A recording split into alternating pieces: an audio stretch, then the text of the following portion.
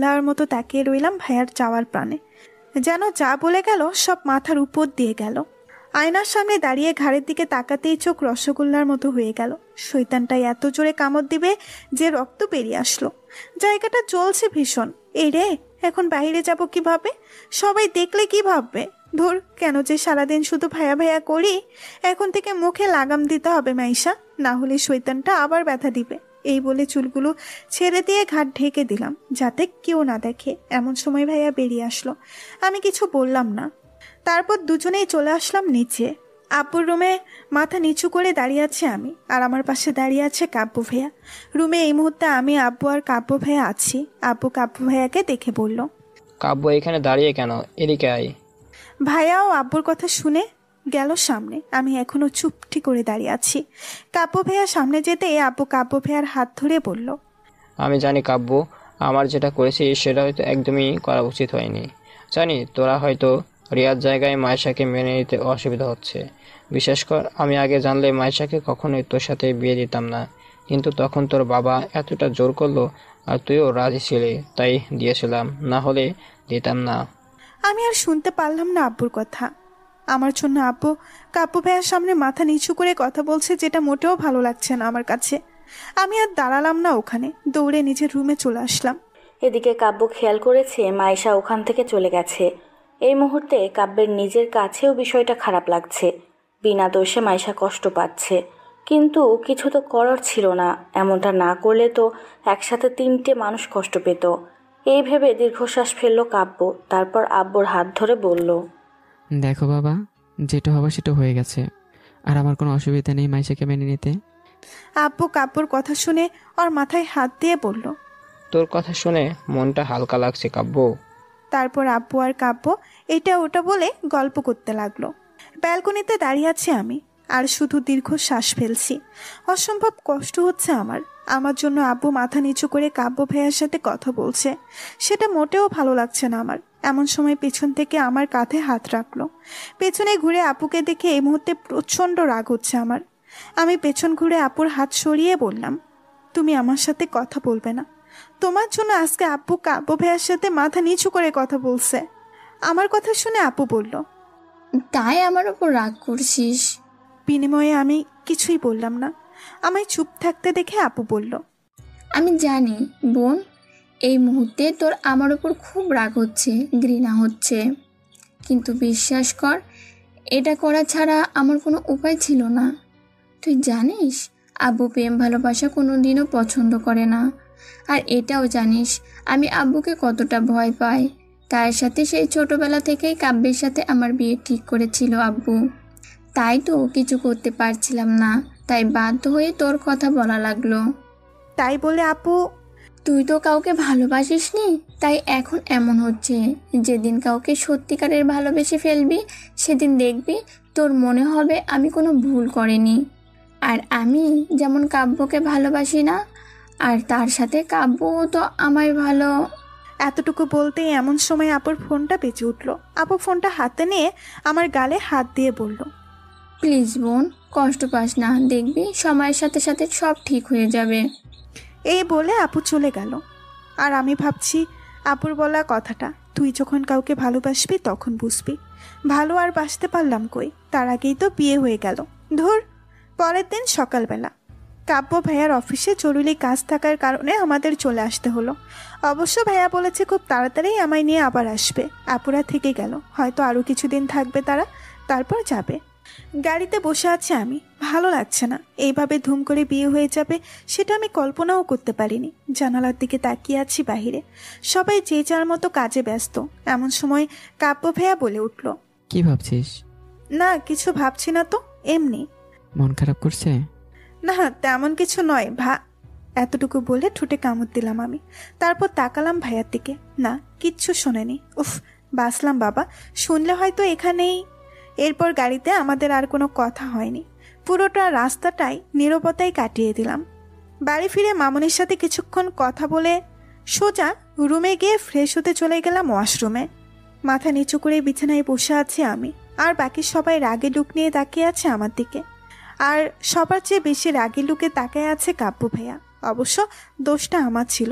বাথরুমে পা পিছলে পড়ে গিয়ে হাতে গুরুতরভাবে আঘাত পেয়েছি আমি। গোসল করার সময় হঠাৎই পা পিছলে পড়ে যাই আমি। আমার চেঁচানোর আওয়াজে কাব্য ভেয়ে আসে। তারপর আমার অবস্থা দেখে আমাকে কোলে তুলে নিয়ে বিছানায় বসিয়ে দেয়। তারপর একে একে সবাই চলে আসে রুমে। এসেই সবার বকাঝকা শুরু, যেমন এখনটা দিচ্ছে মামনি। তুই কি কানা নাকি? চোখে দেখিস না? কি করে পারলি বলতে? সরি মামনি, কি করে পড়ে গেলাম আমি নিজেও জানি না। কি করে পারলাম আমিও জানি না মামুনি। এটা কোনো কথা মাইশা? সরি, আমার কি দোষ বলো? আমি তো এই বলে যেই না হাতটা একটু নাড়াতে গেলাম তখনই ব্যথায় মুখ থেকে বেরিয়ে আসলো। আমার ব্যথার আওয়াজে মামনি তাড়াতাড়ি করে একটা মলম নিয়ে আসলো। তারপর হাতে মলম লাগিয়ে দিল। তারপর একে একে সবাই চলে গেল, শুধু থেকে গেল কাব্য ভাইয়া। চোখ লাল করে তাকিয়ে আছে আমার দিকে ভাইয়া, যা দেখে ভয়ে চুপটি করে বসে আছি আমি কোনো কথা বলছি না। হঠাৎই ভাইয়া সামনে এসে বলল, তোর চোখ কোথায় দেখে? কখন কোথায় কিভাবে হাঁটতে হয় সেটা জানিস না? ইডিয়েট মেয়ে কোথাকার। এতটুকু বলে আগে ফুসতে ফুসতে চলে গেল কাব্য ভাইয়া। ভাইয়া যেতেই জোরে জোরে শ্বাস ফেলতে লাগলাম আমি। ধুর, ভাল লাগে না, এমনিতেই মনটা ভালো ছিল না, তার উপর হাতটাই ব্যথা পেয়েছি। উফ, কি যন্ত্রণা করছে। এই বলে ফু দিতে লাগলাম আমি। ব্যথা পাইছি তো পাইছি, ডান হাতটাই পেতে হলো। এখন আমি খাবার খাবো কিভাবে? রাত 9টা, বিছানায় বসে আছি আমি, আর নিচের সবাই খাবার খাচ্ছে। অবশ্য মামনি বলেছে নিচের সবাইকে খাবার দিয়ে আমার জন্য খাবার নিয়ে আসবে। সেই অপেক্ষায় বসে আছি আমি। হাতে ব্যথার কারণে আমাকে নিচে যেতে বারণ করেছে মামনি। ধুর, এই মুহূর্তে নিজের প্রতি নিজেরই রাগ হচ্ছে আমার। কি করে যে পড়ে গেলাম বুঝতেই পারিনি। এদিকে খিদেও পেয়েছে খুব। এই মুহূর্তে আম্মুর কথা ভীষণ মনে পড়ছে আমার। এখন যদি বাসায় থাকতাম, আম্মু ও মামুনের মতো খাবার নিয়ে সে খাইয়ে দিত। ভাবতেই মনে মনে খুশি হয়ে পরক্ষণে দীর্ঘশ্বাস ফেললাম আমি। এমন সময় দরজা খোলার আওয়াজে নড়ে চড়ে বসলাম আমি। সামনে তাকিয়ে কাব্য ভাইয়াকে দেখে ভয়ে কিছুটা মাথা নিচু করে ফেললাম আমি। না জানি আবারও বকা দেয় নাকি। হঠাৎই ভাইয়া এসে আমার পাশে বসলো, হাতে তার খাবার প্লেট। কিন্তু ভাইয়া কেন নিয়ে আসলো? মামুনি আনার কথা ছিল তো, কিন্তু আনছে যখন খেতে তো হবেই। কিন্তু খাবো কিভাবে? আমি তো হাত নাড়াতেই পারছি না। এসব ফালতু ফালতু ভাবনার মাঝে ভাইয়া বলে উঠল, হা কর। ভাইয়ার কথা শুনে চোখ বড় বড় করে তাকালাম আমি ভাইয়ার দিকে। তাকিয়ে দেখলাম ভাইয়া আমার দিকে এক লোকমা খাবার মুখের কাছে ধরে রেখেছে। আমি হা হয়ে তাকিয়ে রইলাম ভাইয়ার কাণ্ড দেখে। আমাকে এইভাবে তাকিয়ে থাকতে দেখে ভাইয়া বলে উঠল, কি হলো, কথা কি কানে যাচ্ছে না তোর? ভাইয়ার কথা শুনে কিছুটা হকচকিয়ে উঠলাম আমি। তারপর বলে উঠলাম, তুমি আমায় খাইয়ে দিবে ভাইয়া? তুই আবার আমায় ভাইয়া ডাকছিস? ভাইয়ার কথা শুনে ঠোঁটে কামড় দিলাম আমি। তারপর একসাথে বলতে লাগলাম, সরি সরি ভাইয়া, সরি। থুকু, প্লিজ রাগ করো না।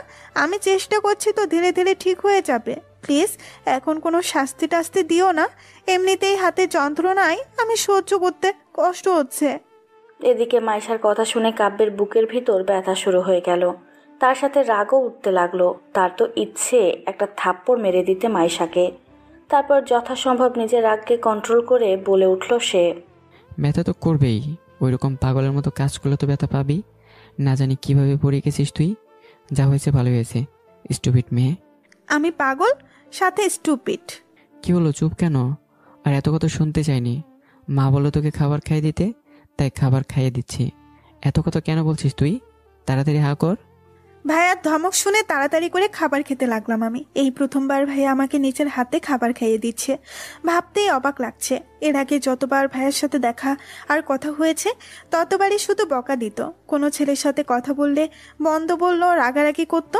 আর ভাইয়া রেগে গেলে খুব কড়া শাস্তি দিত। এই প্রথম ভাইয়া খুব কম বকা দিছে, আর সাথে আবার খাবার খাইয়েও দিছে। মনে মনে খুব ভালো লাগছে। ভাইয়া আমায় খাইয়ে দিচ্ছে আর আমি অপলকভাবে তাকিয়ে আছি ভাইয়ার দিকে। এই মুহূর্তে ভাইয়াকে সত্যিই অন্যরকম লাগছে। কে বলবে এই ছেলেটা এতটা রাগী আর বদমেজাজি? বেশ কিছুক্ষণ পর ভাইয়া আমায় সব খাবার খাইয়ে দিয়ে খাবার প্লেট নিয়ে চলে গেল। আমিও পানি খেয়ে শুয়ে পড়লাম। কেন জানি না ভাইয়ার প্রতি এক অদ্ভুত ভালো লাগা কাজ করছে। আজ বুঝতে পেরেছি ভাইয়া আসলে বাইরে থেকে যতটা রাগী বোঝায়, আসলে ভাইয়ার ততটা রাগী নয়। ভেতরটা হয়তো অনেক নরম। এভাবেই মুস্কি হেসে চোখ বন্ধ করে ফেললাম। ধীরে ধীরে ঘুমের রাজ্যে তলিয়ে গেলাম আমি। রাত 12টা। রুমে ঢুকে লাইট অফ করে দিল কাব্য। তারপর এসে বসে পড়ল বিছানায়। কাব্য এই দৃষ্টিতে তাকিয়ে আছে মাইশার মুখের দিকে। জ্যোৎস্না ভরা রাতে জানালা ভেদ করে চাঁদের আলো এসে মুখে পড়ছে মাইশার। কতটা না মায়াবী লাগছে মাইশাকে কাব্যের কাছে। কাব্যের হাত অটোমেটিক চলে যায় মাইশার মাথার কাছে, তারপর মুখ থেকে বেরিয়ে আসে একটা পাগলি মেয়ে। আর এখন তো পাগলি বউ আমার। এই পাগলিটার জন্য সে ছোটবেলা থেকে পাগল আমি, অত সেই পাগলিটা আজও বুঝতে পারলো না। কবে বুঝবি তুই কতটা চাই তোকে আমি? তুই শুধু আমার। ভয় পেয়ে গেলি, কখনো ভালোবাসতে পারলি না। তবে আমি জানি আজ নয় কাল একদিন তুই ঠিকই আমাকে বুঝবি, আমায় ভালোবাসবি, আর আমার ভালোবাসা বুঝবি। আমি শিওর একদিন তুই আমাকে ভালোবাসবি, হয়তো আমার চেয়ে বেশি।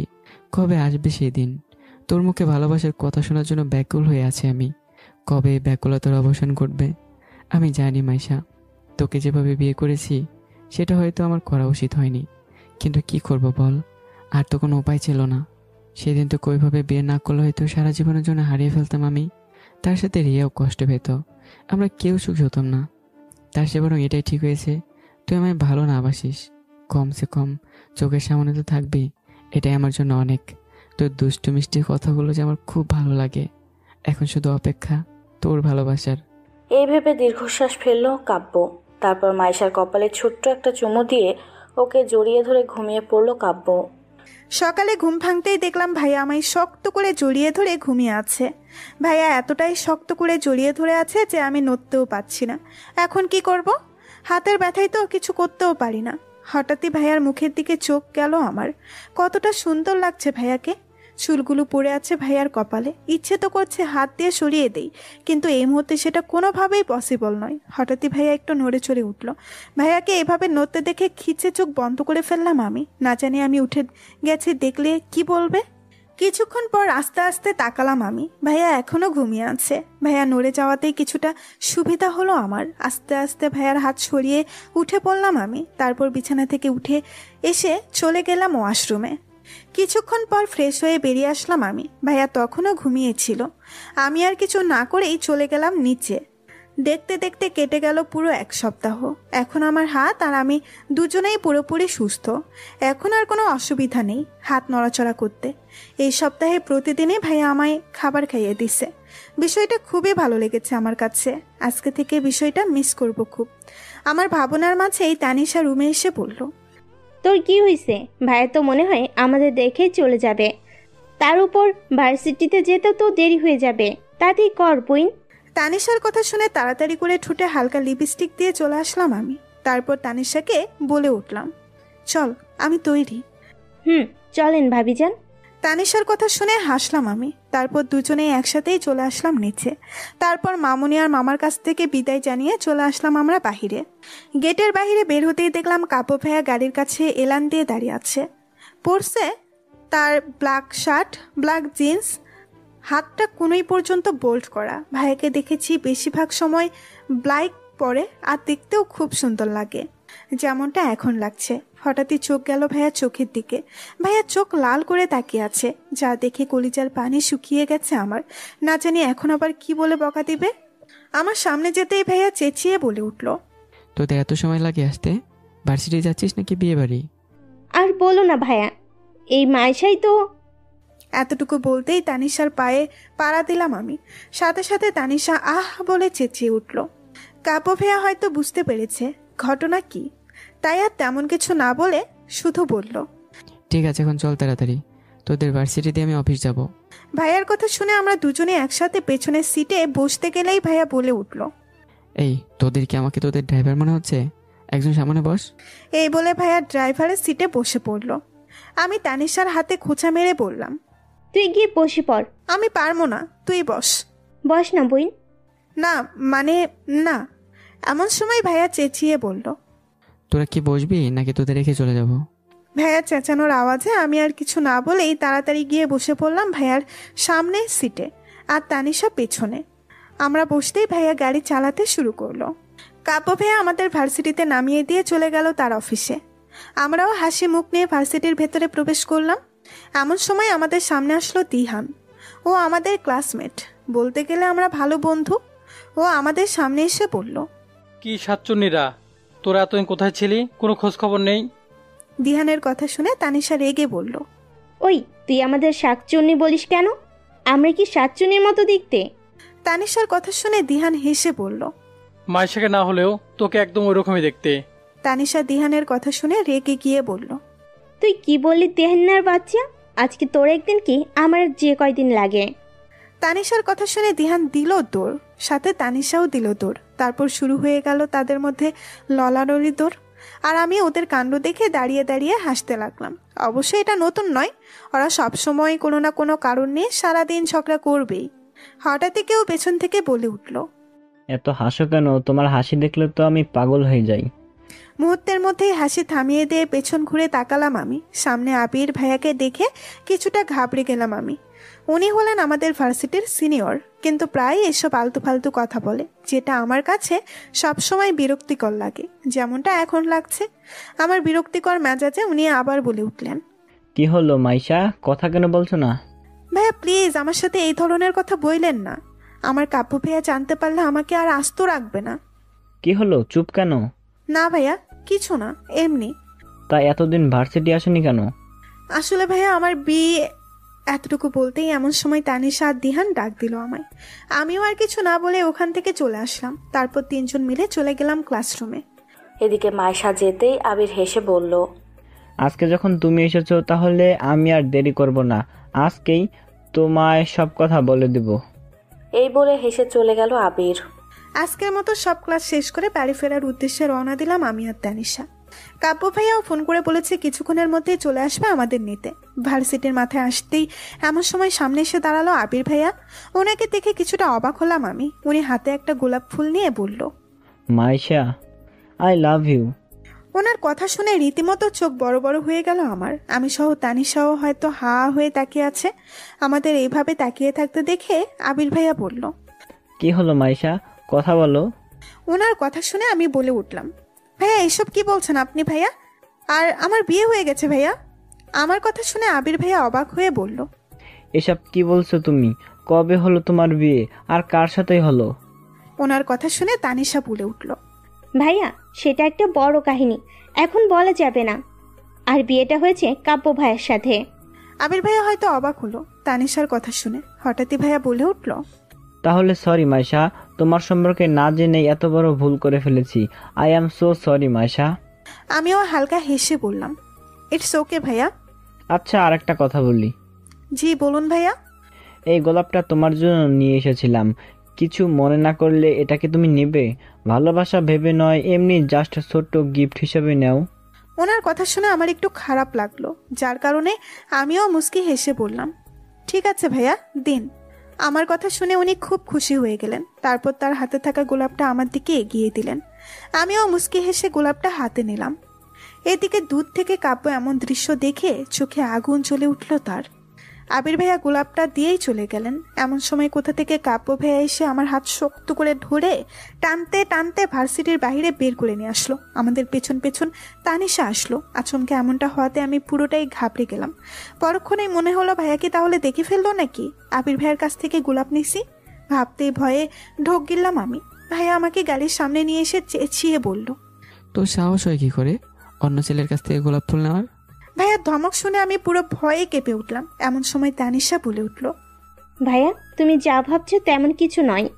তানিশার কথা শুনে ভাইয়া আরো রেগে গিয়ে বলল, চুপ কর তুই। ভাইয়ার ধমক শুনে তানিশাও আর কিছু বলতে পারলো না। ভাইয়া ঘন ঘন শ্বাস ফেলছে, যাতে বোঝাই যাচ্ছে ভাইয়া কতটা রেগে গেছে। আমি আর তানিশা চুপটি করে কোনো কথা না বলেই গাড়িতে বসে পড়লাম। তারপর ভাইয়াও কোনো কথা না বলে গাড়ি চালাতে শুরু করলো। আর যাই হোক, এই রাস্তার ভেতর চেঁচামেচি করা ভালো দেখাবে না। ঝড়ের গতিতে ভাইয়া গাড়ি চালাচ্ছে, আর ভাইয়ার এমন কাজে আমি ভয়ে পুরো অর্ধেক হয়ে যাচ্ছি। না জানি এখন বাসায় গেলে কি করবে আমায়। 1.5 ঘন্টার রাস্তা আজকে ভাইয়া 10 মিনিটের মধ্যেই নিয়ে এসেছে, যা দেখে বুঝাই যাচ্ছে ভাইয়া কতটা রেগে আছে। ভাইয়া গাড়ি থামাতেই আমি গাড়ি থেকে নেমে এক দৌড়ে আমায় বাইকে বাসায় ঢুকেই সোজা তানিশার রুমে ঢুকে দরজা বন্ধ করে দিয়েছি আমি। আজকে আর আমায় বাইকে, আজকে কোনোভাবেই কাব্য ভাইয়ার সামনে যাওয়া যাবে না। এইভাবে বসে পড়লাম তানিশার বিছানায়। এদিকে কাব্য এখন গাড়িতে বসে ঘন ঘন শ্বাস ফেলে নিজের রাগকে কন্ট্রোল করার চেষ্টা করছে। এমন সময় গাড়ির ভেতরে বসে থাকা তানিশা বলে উঠল কাঁপা কাঁপা গলায়, ভাইয়া রাগ করো না, আগে আমার পুরো কথাটা তো শোনো। কাব্য চুপটি করে বসে রইল। তানিশার প্রশ্নের কোনো উত্তর দিল না। তানিশা কাব্যকে এইভাবে চুপ থাকতে দেখে বলে উঠল, ভাইয়া তুমি যেটা ভাবছো আসলে কাহিনীটা তেমন নয়। এই বলে তানিশা শুরু থেকে শেষ পর্যন্ত হয়ে যাওয়া কাহিনী বলল কাব্যকে।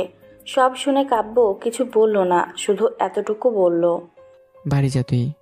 ভাইয়া মায়ের কোনো দোষ নেই। তোকে যেতে বলেছি। কাব্যের কথা শুনে তানিশা আর কিছু না বলেই চলে গেল। কাব্য কিছুক্ষণ বসে কিছু একটা ভেবে গাড়ি চালিয়ে চলে গেল। একরাশ ভয় নিয়ে বসে আছে তানিশার রুমে। কি করব এখন কিছুই বুঝতে পারছি না। ধুর, কেন যে আবির ভাইয়ের থেকে গোলাপটা নিতে গেলাম, কিন্তু না নিলেও তো ভালো লাগতো না। কিন্তু এখন কি করব?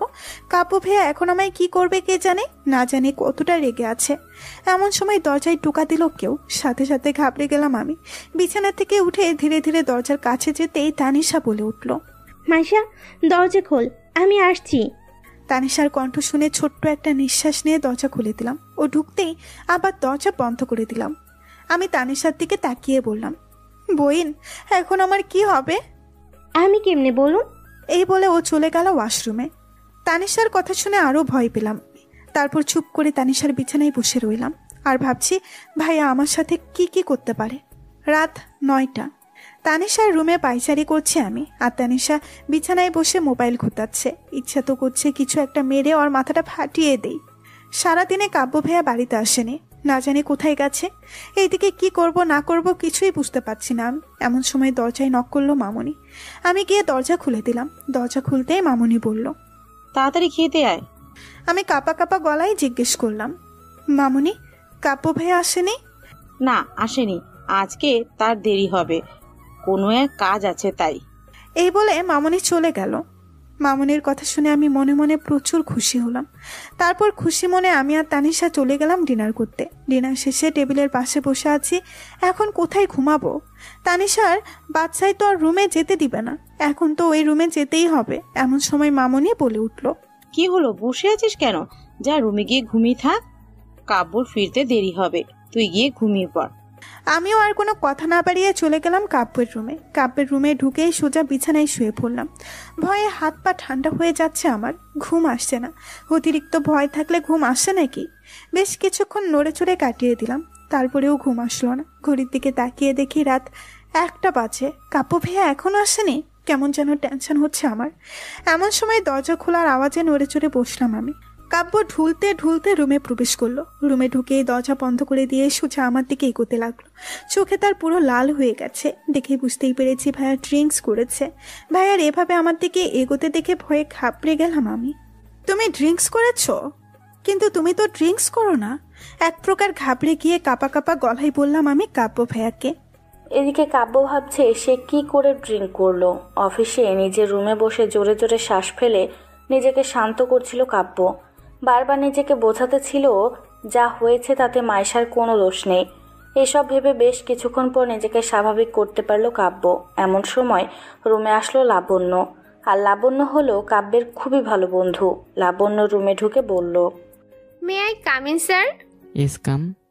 এই বলে সামনে তাকাতেই কাব্য লাবণ্যকে দেখে হেসে বলল, আরে তুই কি খবর, কেমন আছিস? লাবণ্য কাব্যের কথা শুনে হেসে ভিতরে ঢুকে বলল, ভালো, তোর খবর কেমন? এই তো চলছে। তাই তুই কবে ফিরলি দেশে? আমেরিকার হাওয়া আর ভালো লাগছে না নাকি? ফিরেছি কালকে। কাল ফিরলে আজ আসছিস কেন? কাল কি সমস্যা ছিল? দোষ, রাগ করিস না, কালকে প্রচুর টায়ার্ড ছিলাম, সারাদিন ঘুমিয়েই কাটিয়ে দিয়েছি, তাই আর আসা হয়নি। এখন বল, আমায় বিয়ে কবে করছিস? লাবণ্যর কথা শুনে কাব্য উচ্চস্বরে হেসে দিল। লাবণ্য কাব্যর হাসি দেখে বলল, তুই হাসছিস কেন? লাবণ্যর কথা শুনে কাব্য নিজের হাসি থামিয়ে বলল, হাসি তোর কথা শুনে। কি সব বলছিস তুই? আমি তোকে বিয়ে করতে যাব কেন? আর আমার তো বিয়ে হয়ে গেছে। কাব্যর কথা শুনে অবাক হয়ে লাবণ্য বলল, কি কবে, কখন করলি, বললি না তো? এই তোকে আমি বলিনি আমি বিয়ে করেছি? তোকে তো মেসেজ দিয়েছিলাম। আমি তো ভেবেছিলাম তুই মজা করছিস, সত্যি তোর বিয়ে হয়ে গেছে? আরে সত্যি সত্যি বিয়ে হয়ে গেছে। আর তুই তো আমার সব জিনিসই মজা মনে করিস। আর আমিও তো মজা করছি পাগল। তুই কি ভেবেছিস হ্যাঁ আমি সত্যি সত্যি তোকে বিয়ে করতে বলেছি? কাব্য লাবণ্যের কথা শুনে আবারও হাসলো, তারপর বলল, জানি আমি, বহুবার করেছিস। এই বলে আবারও হাসলো কাব্য। এদিকে লাবণ্যের কাব্যের হাসি দেখে বুকের ভিতরটা দুমড়ে মুচড়ে যাচ্ছে।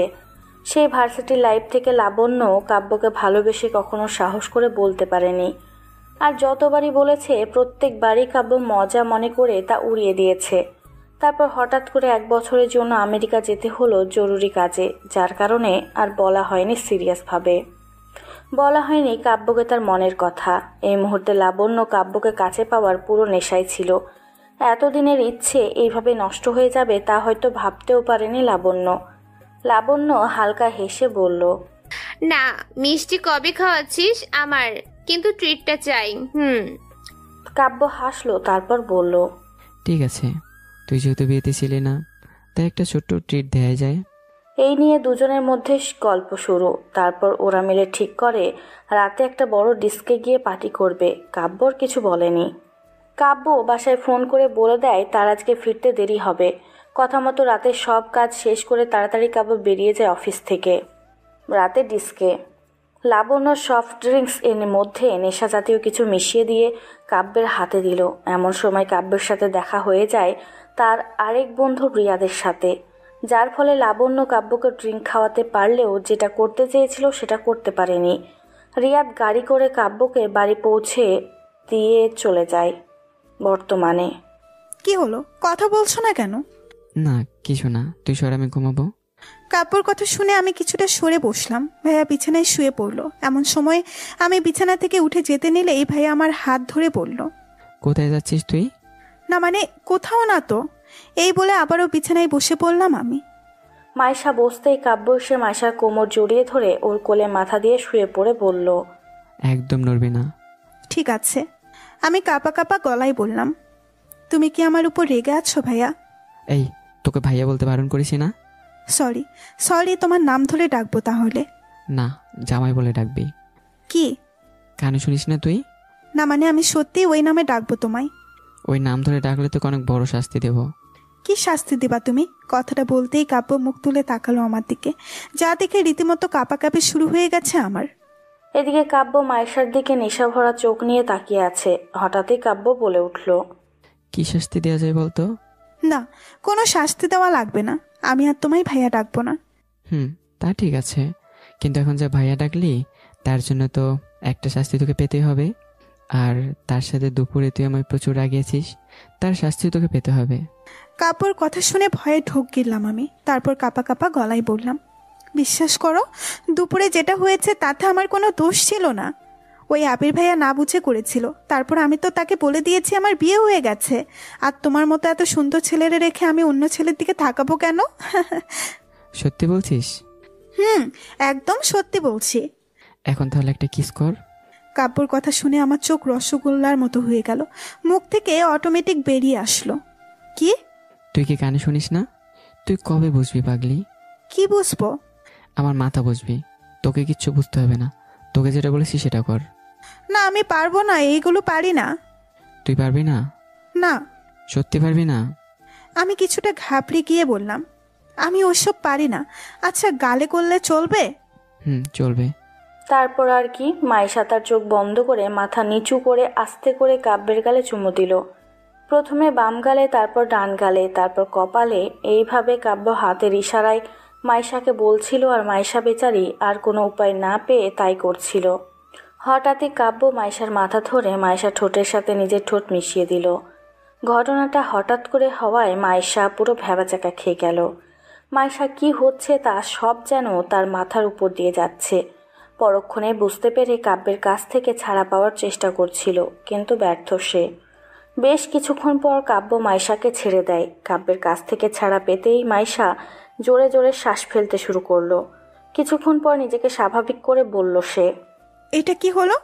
বিনিময়ে কাব্য কিছু বলল না মাইশাকে। তীব্রভাবে নিজের সাথে জড়িয়ে ধরে ঘুমিয়ে পড়ল। সকালে সূর্যের আলো মুখে পড়তে ঘুম ভাঙল কাব্যের।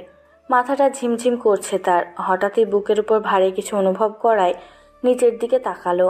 মাইশাকে তার বুকের উপর শুয়ে থাকতে দেখে কিছুটা অবাক হলো কাব্য।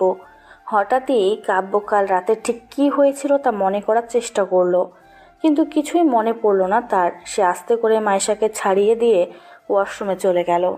বেশ কিছুক্ষণ পর ফ্রেশ হয়ে বাহিরে বেরিয়ে আসলো কাব্য।